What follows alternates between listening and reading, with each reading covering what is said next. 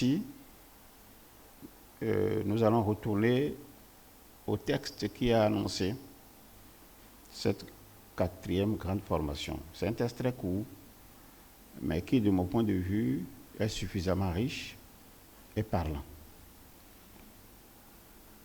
Deuxième partie de la journée que nous allons passer ensemble, c'est comment capitaliser ce que nous avons dit. Donc tout ce qui va être dit est déjà bon, mais nous devons capitaliser ça, c'est-à-dire essayer de créer des registres dans lesquels, en fait, il faut situer les problèmes qui seront évoqués avec les acteurs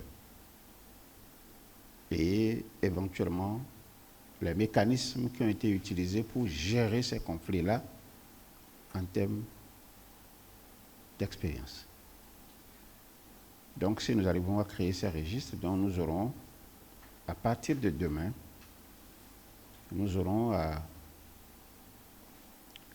analyser ou réanalyser au besoin, ou approfondir et appréhender mieux l'outil que moi je vais vous proposer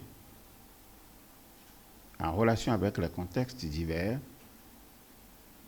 Et dans nos discussions, nous verrons bien si nous allons apporter déjà une première question, une première réponse à la question de la sœur Virginie, mais comment nous en sommes arrivés là. Mais pourquoi aujourd'hui, comme Fanapon le disait, il y a tant de méfiance. Et comme aussi l'autre le disait par le passé, le mariage était un événement partagé. Mais aujourd'hui, c'est peut-être le père, c'est peut-être la mère, qui sont cloîtrés peut-être dans un bâtiment. Ceux qui viennent, viennent, ceux qui ne viennent pas, ne viennent pas. Et le mariage est effectué. Ou alors quelqu'un vous demande de venir célébrer le mariage chez lui.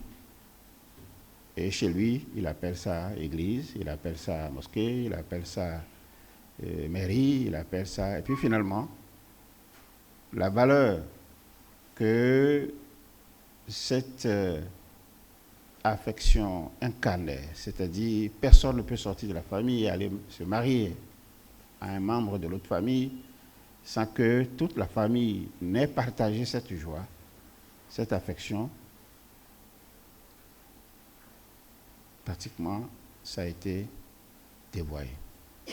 Alors, comment nous en sommes arrivés là? Je crois que c'est la question qui reste posée.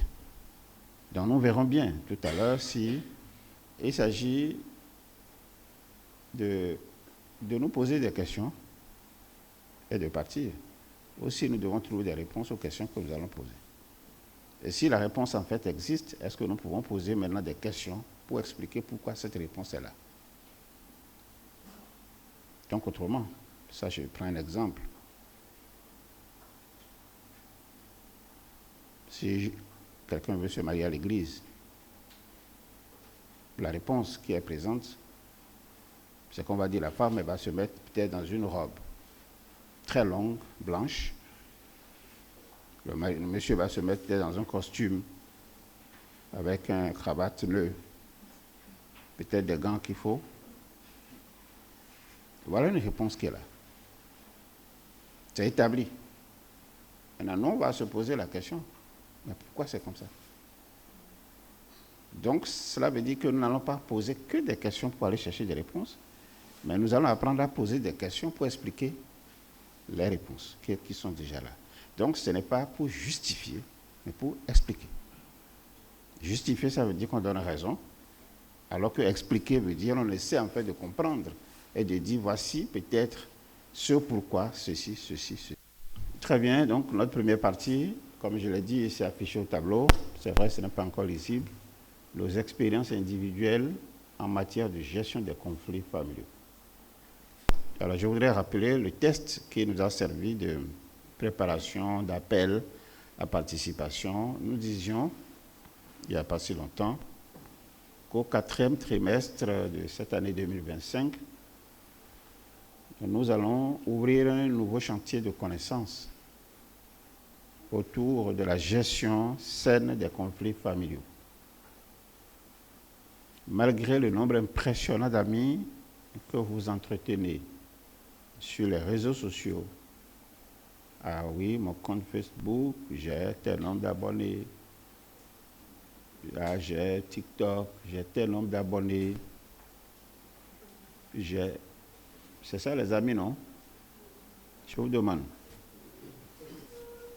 Vous constatez avec amertume que vous êtes éloigné de vos propres parents, entretenant autour de vous un vide que la haine ni l'isolement n'arrivent jamais à combler. Il y a une fuite déguisée à tous les niveaux de la famille, aux motifs divers que personne n'arrive à dissiper. Comment remodeler vos attitudes propres dans un tel contexte où le grand mur de la famille se fissure sous vos yeux? Je souhaite que vous souligniez le grand mur de la famille. Telle est la question qui traduit la dure réalité que chacun de vous vit aujourd'hui autour de lui et chez lui. En 6 sessions, vous apprendrez patiemment et méthodiquement comment construire une relation familiale, notamment entre les parents et les enfants. Vous apprendrez à travailler certaines attitudes ou en adopter de nouvelles. Si vous arrivez à décrire la nature du conflit et ses manifestations, il vous sera plus facile de dégager les émotions sous-jacentes avant d'aller vers de meilleures solutions si les premières n'ont pas fonctionné. Alors ici, il s'agit de parcourir ce préambule et c'est ça le but de notre présence dans cette formation. Et ce préambule va nous accompagner durant les 5 autres sessions qui viennent. Je vous laisse le soin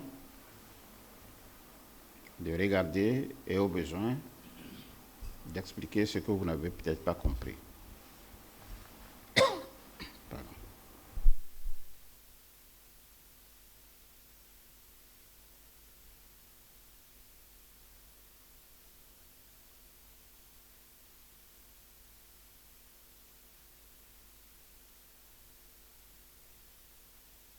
Tout le monde a compris? Alors nous allons passer au deuxième chapitre, puisque vous avez compris ce dont il s'agit. Nous allons vous donner la parole pour recenser cette fois-ci vos expériences individuelles en matière de gestion des conflits dans vos familles. Bien-aimés frères maîtres, je voudrais très respectueusement demander la parole pour partager avec les participants à cette session de la 4e grande formation une expérience de gestion de conflits familial. Je réponds au nom de l'Ekoyo Olaole, bienvenue, étudiant rattaché au site de Dassa Zoumé. Je suis enseignant à Dassa Zoumé et j'avais avec moi une petite sœur qui allait à l'école. Elle passait en classe de terminale.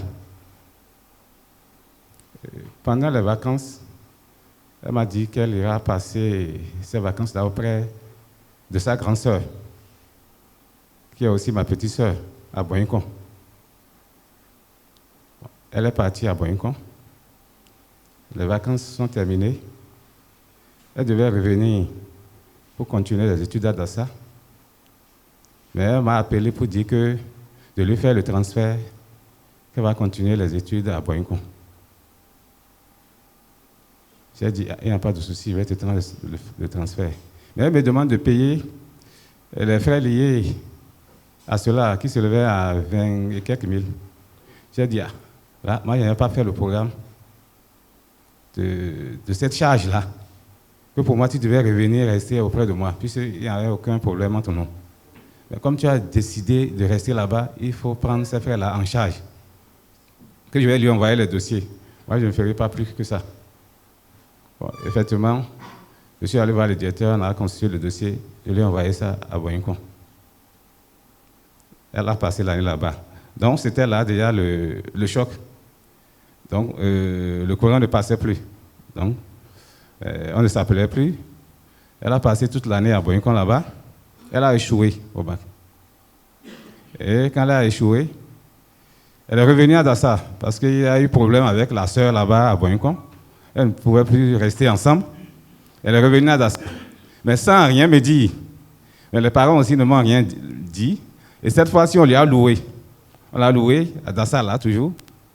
Et elle a commencé maintenant l'école de pharmacie. Et moi, je ne savais même pas. J'étais là un jour, quand j'ai vu le mari à la petite sœur de ma maman. Et c'est lui qui m'a dit, ah, est-ce que tu sais que ta petite sœur a Dassa ici, qu'elle vient dans cette école-là? J'ai dit, que moi, je ne suis pas informé. Personne ne m'a rien dit. Et elle est restée à Dassa là, sans mettre pied là où je suis. Moi-même, je n'ai pas demandé à savoir là où elle reste. Elle a fait l'école de pharmacie, bon, 1 an. Ça aussi, ça n'a pas prospéré. Elle est retournée voir les parents au village.